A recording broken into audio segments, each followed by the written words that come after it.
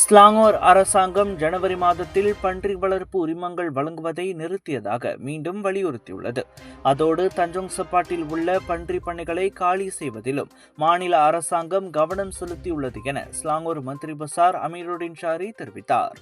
மாநிலத்தில் பன்றி வளர்ப்பை நிறுத்துமாறு ஸ்லாங்கூர் சுல்தான் ஷராஃபுடின் இட்ரிஷா நேற்று விடுத்த அழைப்பை மாநில அரசு கவனத்தில் கொண்டதாகவும், தற்போது ஸ்லாங்கூரில் இயங்கும் அனைத்து பன்றி பண்ணைகளும் படிப்படியாக மூடப்படும் என்றும் அமீருடின் ஷாரி வெளியிட்ட அறிக்கையில் தெரிவித்தார்.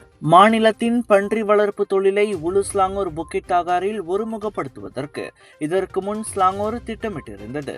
எனினும் உள்கட்டமைப்பு மற்றும் விவசாய குழுவுக்கான தலைவர் இசாம் அஷிம் இந்த திட்டத்திற்கு கடும் எதிர்ப்பு தெரிவித்ததை தொடர்ந்து ஸ்லாங்கூர் ஆட்சிக்குழு கடந்த மாதம் அந்த திட்டங்களை ரத்து செய்தது.